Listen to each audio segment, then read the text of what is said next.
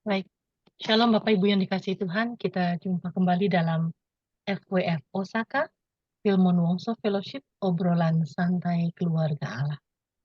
Malam hari ini hamba Tuhan yang akan menyampaikan kebenaran firman Tuhan adalah Bapak Evangelis Niko Hosea. Beliau akan menyampaikan tema karakteristik pujian yang diperkenan Tuhan. Sebelum kita mendengarkan firman Tuhan dari hambanya, saya mohon kesediaan Pak Samuel untuk memimpin kita di dalam doa. Silakan Pak Samuel. Ya, mari kita berdoa. Allah Bapa kami yang di surga, kami mengucap syukur kepada Engkau atas kasih karunia Engkau lah. Ya Tuhan, kami bisa melewati hari demi hari dan kami bisa berkumpul kembali malam hari ini dalam persekutuan ini ya Tuhan. Malam ini hamba-Mu Pak Niko yang akan membawakan firman, kiranya Tuhan Engkau urapin, Engkau pakai luar biasa hamba-Mu ini, sehingga firman yang disampaikan kepada kami bisa membangunkan kerohanian kami dan meneguhkan iman kami. Ya Allah Bapa kami yang di surga, kiranya Engkau pelihara rekan-rekan kami yang belum tiba, biarnya Engkau pimpin mereka bisa tiba dengan selamat. Ya Tuhan, Engkau juga pelihara setiap kami selalu dalam keadaan sehat walafiat, dan kami bisa menghadiri setiap malam di persekutuan ini.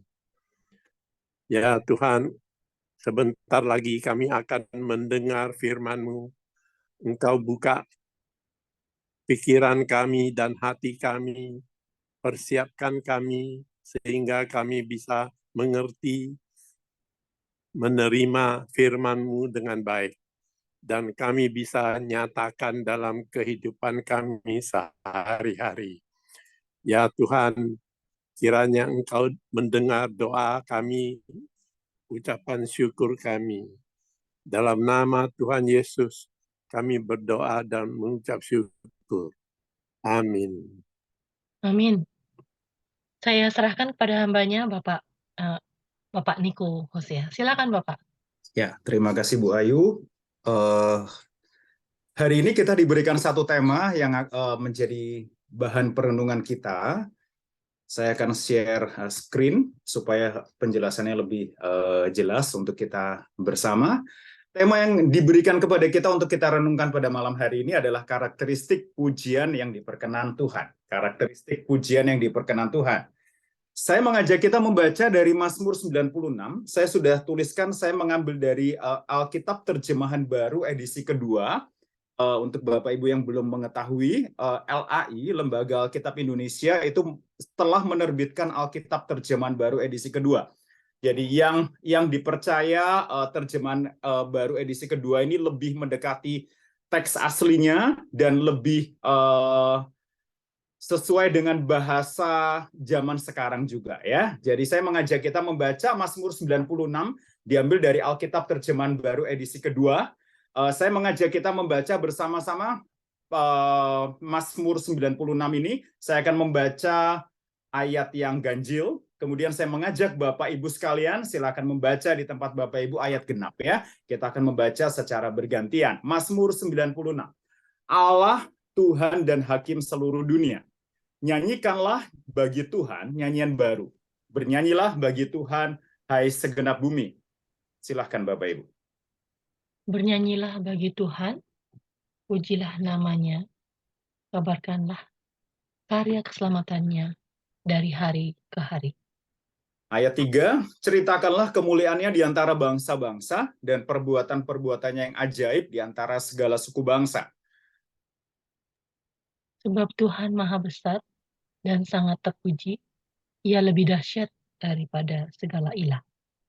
Sebab segala ilah bangsa-bangsa hanyalah berhala sia-sia, tetapi Tuhanlah yang menjadikan langit. Keagungan dan kesemarakan ada di hadapannya, kekuatan dan kegemilangan ada di tempat kudusnya. Berilah kepada Tuhan, hai suku-suku bangsa, berilah kepada Tuhan kemuliaan dan kekuatan. Berilah kepada Tuhan kemuliaan namanya, bawalah persembahan dan masuklah di pelatarannya.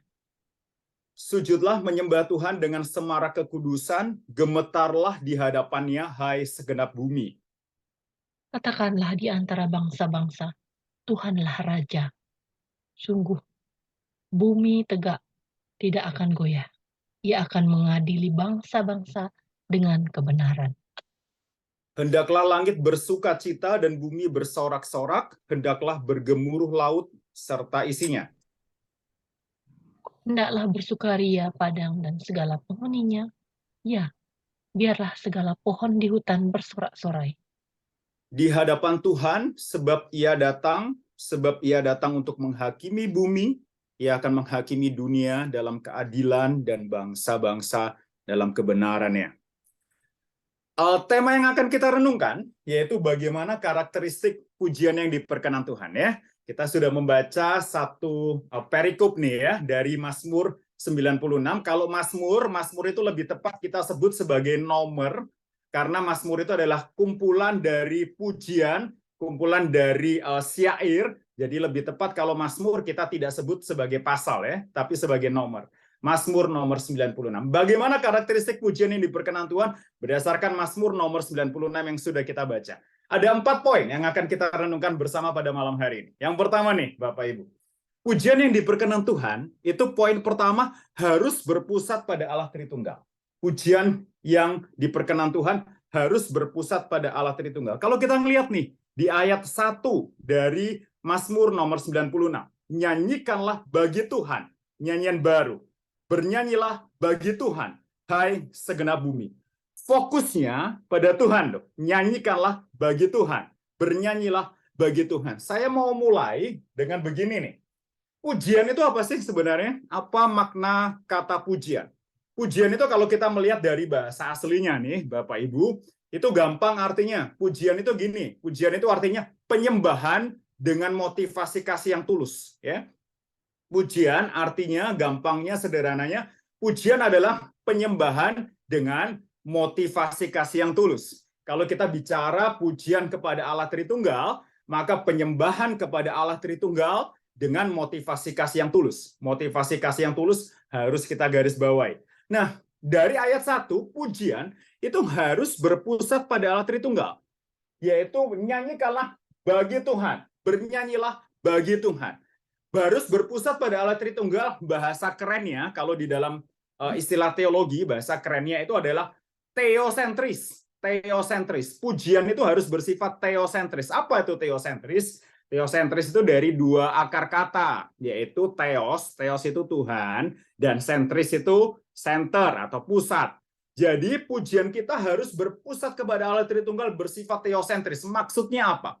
Allah yang harus menjadi penonton dan disenangkan dengan pujian kita. Sekali lagi, Allah yang harus menjadi penonton dan disenangkan dengan pujian kita.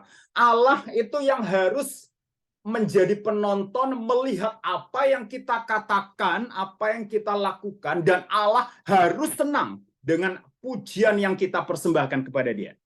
Nah, tapi faktanya nih, saya mau membandingkan dengan beberapa gereja saat ini. Saya tidak sebut semua gereja ya, saya hanya sebut beberapa gereja dan saya juga tidak menyebut nama gereja tertentu.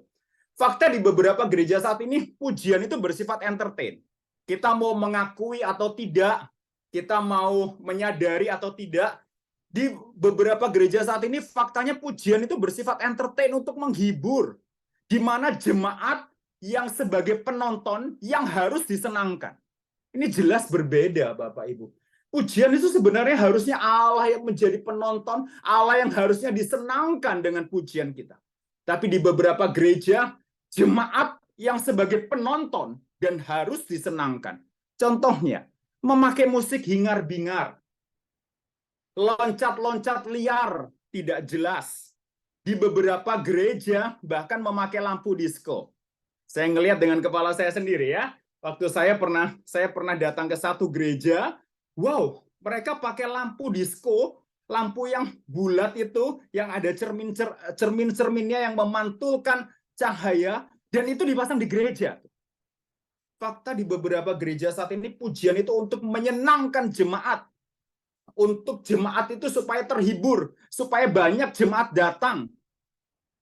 Tentu tujuan fokus akhirnya banyak persembahan yang masuk ya. Musiknya hingar-bingar, loncat-loncat liar, pakai lampu disco, jemaat yang disenangkan. Alasannya gini, alasannya. Mereka beralasan nih, alasannya itu diambil dari ayat Alkitab. Daud kan menari-nari Pak di hadapan Tuhan. 2 Samuel 6 ayat 14 dan 16 kan Daud menari-nari di hadapan Tuhan. Nah, kalau kita ngelihat nih ya, kalau kita mau jujur pada teks Alkitab, konteks Daud menari di 2 Samuel 6 ayat 14 sampai 16. Konteks Daud menari itu bukan saat ibadah di bait suci. Kalau kita ngelihat ya, 2 Samuel 6 ayat 14 sampai 16. Konteks Daud menari itu bukan saat ibadah di bait suci, melainkan saat perpindahan tabut Allah dari rumah Obed-Edom ke kota Daud. Nah, Bapak Ibu, ibadah itu harus berlangsung dengan sopan dan teratur. Saya bacakan 1 Korintus 14 ayat 40 ya. 1 Korintus pasal 14 ayat 40. 1 Korintus 14 ayat 40, namun saya bacakan dari Alkitab terjemahan baru edisi kedua ya. Namun segala sesuatu harus berlangsung dengan sopan dan teratur. Konteksnya, kalau kita ngelihat di 1 Korintus 14 ayat 40 itu konteksnya terkait dengan pertemuan di dalam jemaat. Nah, ibadah harus berlangsung dengan sopan dan teratur. Karena kenapa? Karena kita menghadap Tuhan yang Maha Kudus. Ingat itu baik-baik. Dalam kita beribadah, dalam kita memuji Tuhan, kita menghadap Tuhan yang Maha Kudus. Kalau kita ngelihat di Mazmur nomor 96 yang tadi kita baca ya, Mazmur nomor 96 di ayat 9, Mazmur 96 di ayat 9, sujudlah menyembah Tuhan. Lihat, menghadap Tuhan itu harus sujud, bahasa Inggrisnya bow down. Sujudlah menyembah Tuhan dengan semarak kekudusan. Gemetarlah di hadapan Tuhan, hai segenap bumi. Ada unsur harus ada takut akan Tuhan. Harus ada gemetar di hadapan Tuhan. Saat kita memuji Tuhan, bukan untuk menyenangkan jemaat. Jemaat itu siapa sih? Jemaat itu hanya manusia. Yang harus menjadi pusat, yang harus kita senangkan adalah Allah Tritunggal yang Maha Kudus, dan kita harus takut kepadanya. Kita harus gentar terhadap Allah Tritunggal yang hadir di dalam ibadah yang kita puji di dalam ibadah kita. Poin pertama, pujian itu harus berpusat kepada Allah Tritunggal. Bahasanya teosentris. Kemudian kedua, kita ngelihat pujian yang diperkenan Tuhan itu dilakukan di mana saja. Saya mau membandingkan di ayat 2 dan ayat 8 ya. Ayat 2, bernyanyilah bagi Tuhan, pujilah namanya. Di ayat 2b, kabarkanlah karya keselamatannya dari hari ke hari. Kabarkanlah karya keselamatannya dari hari ke hari. Saya mau menggarisbawahi dari hari ke hari itu. Setiap hari kita diminta untuk mengabarkan karya keselamatannya. Tapi di ayat 8, saya mengajak kita membandingkan nih di ayat 8. Kalau tadi di ayat 2 dikatakan kita harus mengabarkan karya keselamatan Tuhan dari hari ke hari, in daily activity, di dalam aktivitas sehari-hari. Tapi di ayat 8, berilah kepada Tuhan kemuliaan namanya, bawalah persembahan dan masuklah ke pelatarannya. Pujian yang diperkenan Tuhan itu dilakukan di mana saja. Saya mau membagi menjadi dua nih. Yang pertama, kalau di ayat 2, itu kita sebut pujian pribadi. Saat kita memuji Tuhan seorang diri. Kita bisa memuji Tuhan itu di mana saja, Bapak Ibu ya. Di rumah, di kantor, di sekolah, bahkan kalau kita di dalam perjalanan, kita naik mobil, naik sepeda motor, dimanapun kita berada, saat kita seorang diri atau mungkin kita sedang berjalan di jalanan, kita berjalan kaki pun, kita memuji Tuhan seorang diri, itu bisa. Itu disebut pujian pribadi. Tapi ada kedua istilahnya, pujian komunal di ayat 8 yang sudah kita baca. Pujian komunal itu saat kita memuji Tuhan bersama sesama orang percaya. Saat kita memuji Tuhan bersama sesama orang percaya.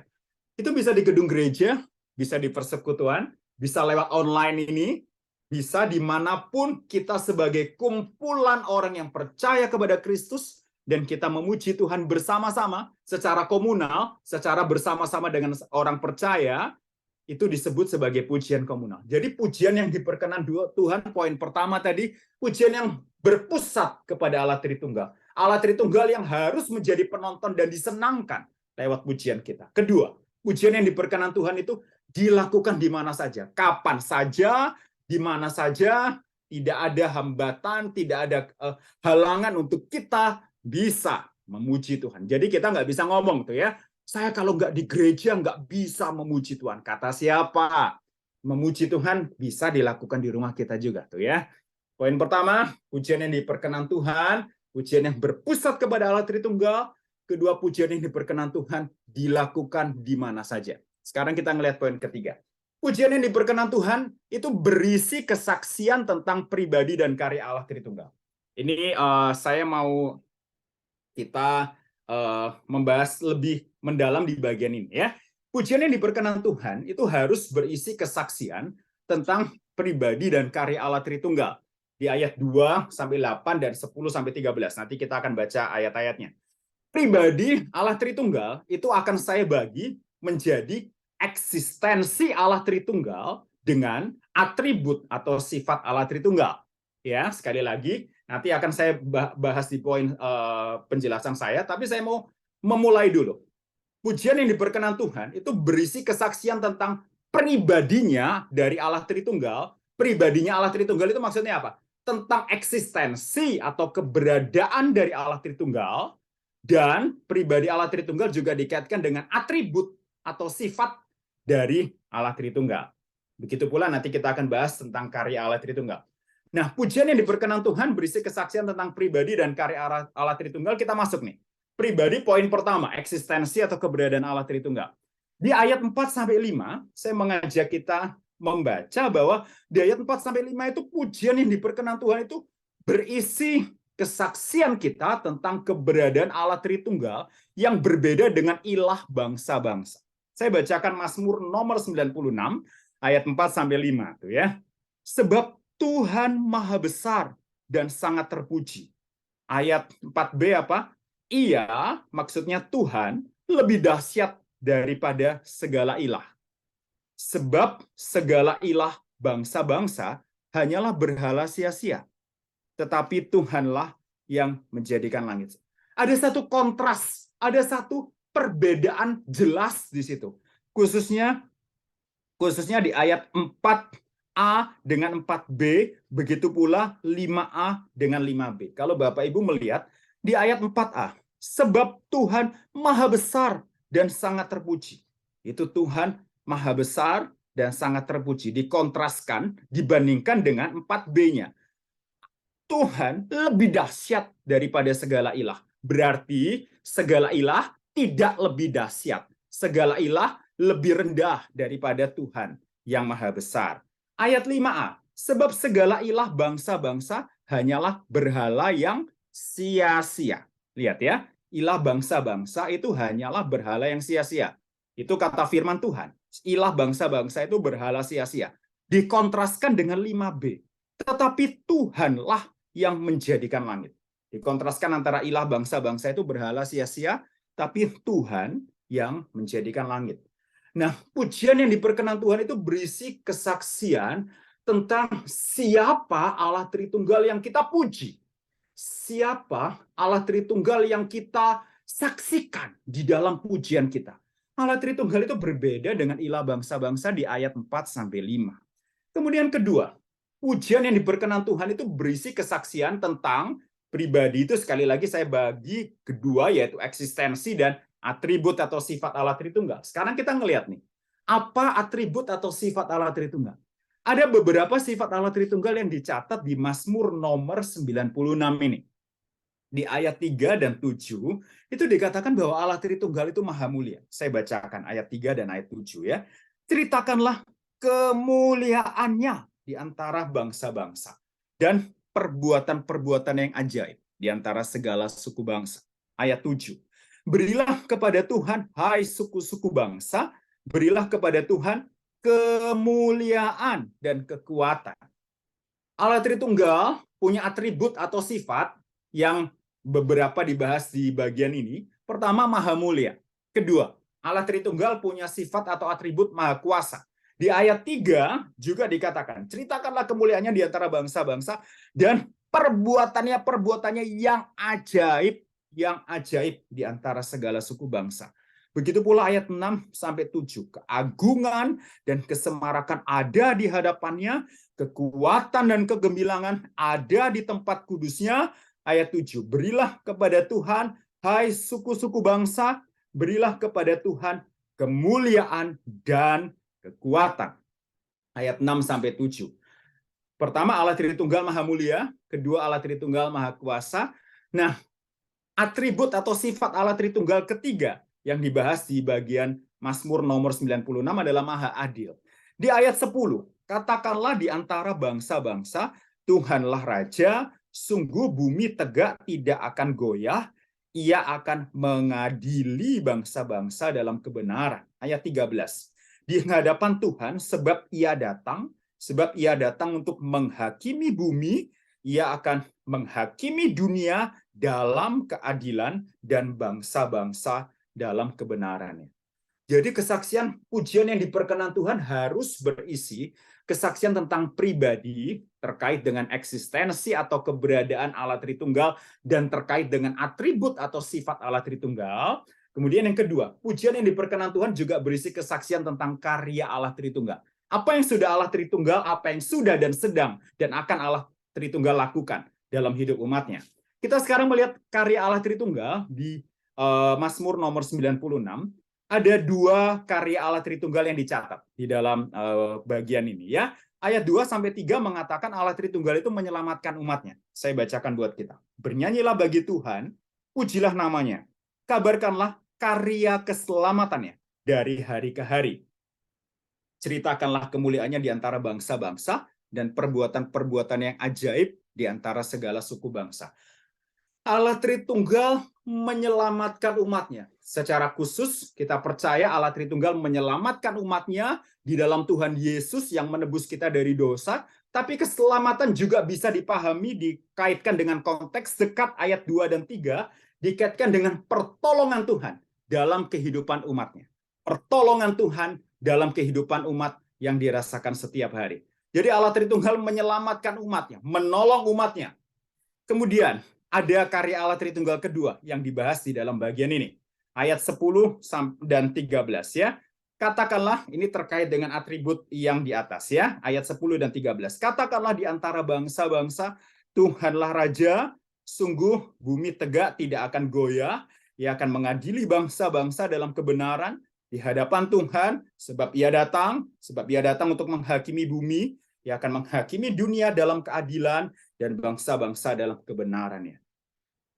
Satu karya Allah Tritunggal yang pasti, yang sudah dan akan terus terjadi adalah Allah Tritunggal akan menghakimi dunia. Ya, jadi kalau saat ini kita mengalami semua penderitaan karena iman kita kepada Tuhan Yesus, kalau kita saat ini mengalami penganiayaan karena iman kepada Tuhan Yesus, kita percaya satu hal, bahwa Allah Tritunggal yang Maha Adil, yang ditulis di Alkitab pada bagian Mazmur nomor 96 adalah Allah Tritunggal yang pasti akan menghakimi dunia. Menghakimi pasti berbicara tentang memberikan pahala, memberikan berkat bagi umat Tuhan yang taat, yang takut kepada Tuhan, dan pasti memberikan hukuman kepada orang-orang berdosa yang tidak mau bertobat. Jadi karya Allah Tritunggal ada dua, yaitu menyelamatkan umatnya dan menghakimi dunia. Dan itu kesaksian atas karya Allah Tritunggal. Pujian yang diperkenan Tuhan, poin pertama, pujian yang harus berfokus pada Allah Tritunggal, bersifat teosentris. Kemudian kedua, pujian yang diperkenan Tuhan itu apa? Nomor 2, yaitu pujian yang dilakukan setiap saat, di mana saja dan kapan saja. Bisa di rumah atau bisa di dalam konteks komunal. Kemudian ketiga, pujian yang diperkenan Tuhan itu berisi kesaksian tentang pribadi dan karya Allah Tritunggal. Kemudian bagian keempat, pujian yang diperkenan Tuhan itu dibarengi dengan hidup kudus. Loh, apa kaitannya? Kok kita menyanyi dikebarengi dengan hidup kudus, apa kaitannya? Saya mengajak kita membaca ayat 9 ya. Saya mengajak kita membaca ayat 9. Sujudlah menyembah Tuhan dengan semarak kekudusan. Gemetarlah di hadapannya, hai segenap bumi. Sujudlah menyembah Tuhan dengan semarak kekudusan. Gemetarlah di hadapannya, hai segenap bumi. Ini hal yang menarik kalau kita baca. Kenapa ayat 9 ada sujudlah menyembah Tuhan, kok dikaitkan dengan semarak kekudusan? Kayaknya kok apa kaitannya ya? Memuji Tuhan dengan kekudusan. Bahkan di ayat 9b, gemetarlah di hadapan Tuhan, hai segenap bumi. Kenapa kok pujian yang diperkenan Tuhan harus dibarengi dengan hidup kudus? Karena Bapak Ibu, ibadah itu berkaitan dengan keseluruhan hidup orang percaya. Ya, ibadah itu berkaitan dengan keseluruhan hidup orang percaya. Saya mengajak kita membaca bersama-sama bagian ini, ya. Bagian Yesaya 29 ayat 13. Yesaya pasal 29 ayat 13, saya akan membacakan untuk kita. Bapak Ibu silakan membaca, membuka Alkitab masing-masing di rumah. Yesaya 29 ayat 13, saya bacakan. Berfirmanlah Tuhan, oleh karena bangsa ini datang mendekat dengan mulutnya dan memuliakan aku dengan bibirnya, sedangkan hatinya menjauh dariku, dan ibadahnya kepadaku hanyalah perintah manusia yang dihafalkan. Saya ngajak kita membaca Yesaya 1 ayat 11 sampai 18. Yesaya 1 ayat 11 sampai 18. Saya bacakan buat kita. Yesaya 1 ayat 11 sampai 18. Apa gunanya bagiku kurbanmu yang banyak-banyak, firman Tuhan. Aku sudah jemu dengan korban-korban bakaran berupa domba jantan dan lemak anak lembu yang gemuk. Darah lembu dan anak kambing domba jantan tidak aku sukai. Kok bisa ya? Menarik ya, di ayat 11 ya. Biasanya kan bangsa Israel kan mempersembahkan korban tuh di bait Allah ya. Nah, kok Tuhan tidak suka? Tuhan jemu. Nah, ayat 12 ya. Ketika kamu datang di hadiratku, siapakah yang menuntut itu darimu? Sehingga kamu menginjak-injak pelataran baitku. Jangan lagi membawa persembahan yang sia-sia. Persembahan dupa adalah hal yang menjijikkan bagiku. Rayaan bulan baru dan sabat atau pertemuan-pertemuan. Aku tidak tahan melihat perkumpulan raya disertai kejahatan. Perayaan bulan baru dan hari-hari rayamu aku benci. Semua itu menjadi beban bagiku, aku sudah lelah menanggungnya. Ketika kamu menadahkan tanganmu, aku, di situ aku yaitu Tuhan, aku akan menutup mataku terhadap kamu. Bahkan sekalipun kamu berkali-kali berdoa, aku tidak akan mendengarkannya, sebab tanganmu penuh dengan darah. Ayat 16. Basuhlah, bersihkanlah dirimu, jauhkanlah perbuatan-perbuatanmu yang jahat dari depan mataku. Berhentilah berbuat jahat, belajarlah berbuat baik, usahakanlah keadilan, kendalikanlah orang kejam, belalah hak anak-anak yatim, perjuangkanlah perkara janda-janda. Ayat 18 dari Yesaya 1. Marilah baiklah kita berperkara, firman Tuhan. Sekalipun dosamu merah seperti kirmizi, akan menjadi putih seperti salju. Sekalipun berwarna merah seperti kesumba, akan menjadi putih seperti bulu domba. Bapak Ibu, di sini dijelaskan dengan jelas dari Yesaya, bangsa Israel mempersembahkan korban, memuji Tuhan dengan bibirnya, tapi Tuhan tidak suka dengan pujian, tidak suka dengan persembahan bangsa Israel. Kenapa? Karena mereka hanya memuji Tuhan di mulut tok. Di mulut saja memuji Tuhan. Korban-korban persembahan yang dilakukan itu palsu. Karena mereka mempersembahkan, memuji Tuhan, tapi tidak dibarengi dengan hidup yang kudus. Menyanyi dengan mulut, tapi hidupnya tidak benar. Ibadah itu keseluruhan hidup orang percaya. Poin 4b, kita tidak boleh hidup dalam kemunafikan. Menyanyi lagu rohani dengan suara bagus, bermain alat musik lagu rohani dengan hebat, menari mengiringi lagu rohani dengan luar biasa, tapi hidup kita masih belum bertobat, maka Tuhan tidak menerima pujian dan pelayanan kita. Sekali lagi, saat kita menganggap diri melayani Tuhan, bahkan saat kita menyanyi, memainkan alat musik, lagu rohani, melayani Tuhan, menganggap diri melayani Tuhan, tapi hidup kita tidak bertobat, masih ada dosa yang belum kita bereskan di hadapan Tuhan.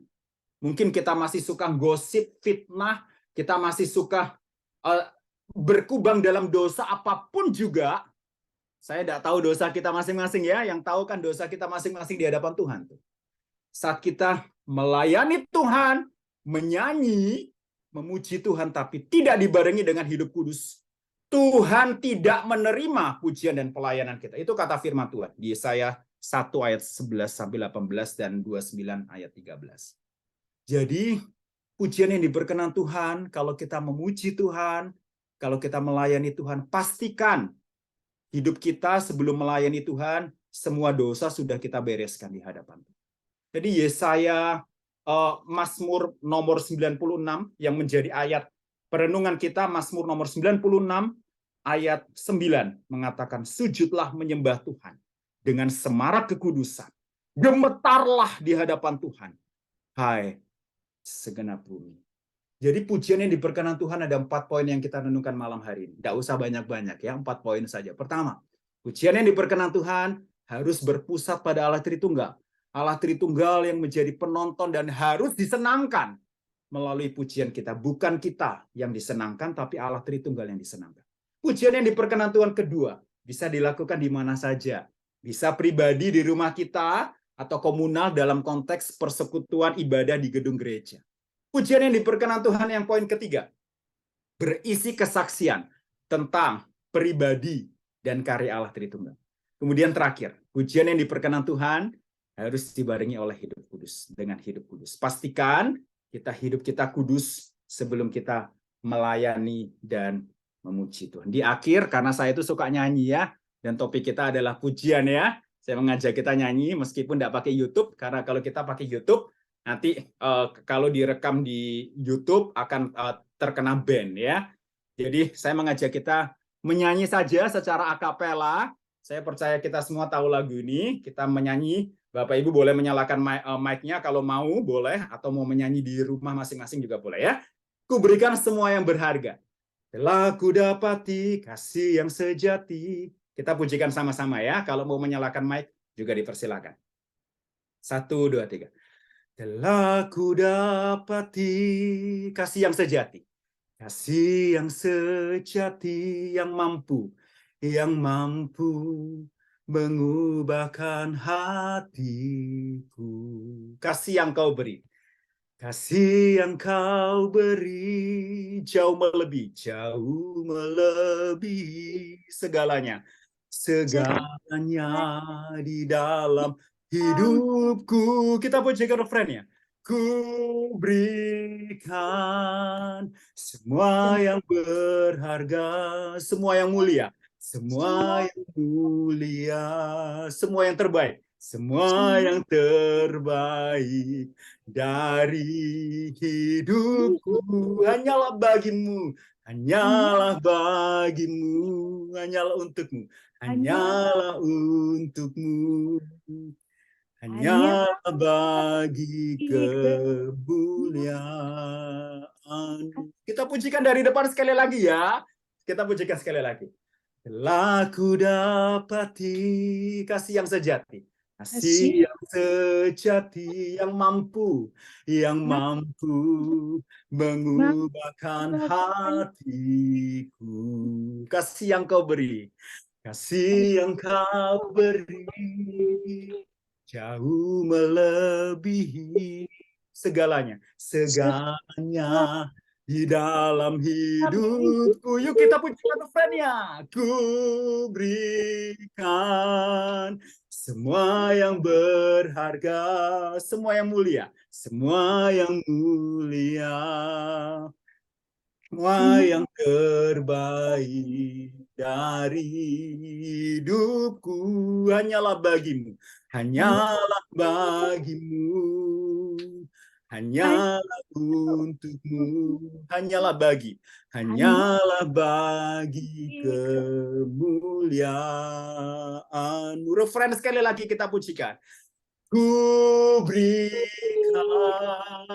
semua yang berharga, semua yang mulia, semua yang terbaik dari hidupku hanyalah bagimu, hanya untukmu, hanyalah bagi kemuliaan. Kita berdoa ya Bapak Ibu. Bapa di sorga, kami bersyukur Tuhan memberikan kami hikmat, pertolongan untuk kami bisa memahami firman Tuhan pada malam hari ini. Kiranya Tuhan tolong setiap kami sebagai orang-orang yang sudah ditebus dalam Kristus. Kami sungguh-sungguh dalam hidup kami saat kami memuji Tuhan. Siapa sih yang disenangkan melalui pujian kami? Kiranya pujian kami hanya untuk menyenangkan Allah Tritunggal saja. Kiranya Tuhan kami senantiasa kapanpun dan dimanapun hidup kami sungguh-sungguh memuji Tuhan. Dan pujian itu merupakan kesaksian tentang siapa pribadi Allah Tritunggal dan apa karya Allah Tritunggal dalam hidup kami. Dan kiranya Tuhan saat kami memuji Tuhan, sebelum kami memuji dan melayani Tuhan, kami mau mengoreksi diri kami. Kami mau mengoreksi hidup kami. Adakah dosa yang masih kami tutupi? Adakah dosa yang masih kami belum bereskan di hadapan Tuhan? Karena percuma kami memuji Tuhan. Percuma kami melayani Tuhan. Kalau hidup kami belum bertobat, karena Engkau tidak akan menerima pelayanan dan pujian kami yang belum bertobat. Kiranya saat kami memuji Engkau, dibarengi dengan kami hidup kudus di hadapan Tuhan. Tuhan tolong kami. Kami tidak mampu tanpa pertolongan Tuhan. Bersyukur pimpinan Tuhan saat pemberitaan firman malam hari ini. Dalam nama Tuhan Yesus, Tuhan Juru Selamat satu-satunya yang hidup. Kami berdoa. Amin.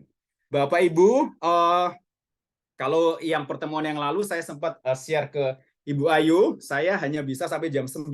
Nah ini masih ada 5 menit Bapak Ibu ya. Saya share identitas saya, tapi masih ada 5 menit kalau Bapak Ibu mau bertanya atau mau berdiskusi 5 menit, silahkan Bapak Ibu. Atau mau menghubungi saya secara pribadi, saya memiliki email, saya menulis tulisan-tulisan di blog saya di internet, saya memiliki Instagram dan ada WA dan Line saya ya. Masih ada 5 menit, kalau Bapak Ibu mau bertanya atau berdiskusi langsung silakan, atau mau menghubungi saya secara pribadi juga silakan ya. Silakan Bapak Ibu, mungkin ada yang mau bertanya selama 5 menit ini. Baik. Terima kasih banyak Pak Evangelis Niko yang Ya, sudah Bu Ayu. membagikan firman Tuhan. Bapak Ibu, ada itu yang disampaikan oleh Pak Niko, ada waktu 5 menit bagi Bapak Ibu yang ingin menyampaikan pertanyaan atau mau sharing, kami persilakan.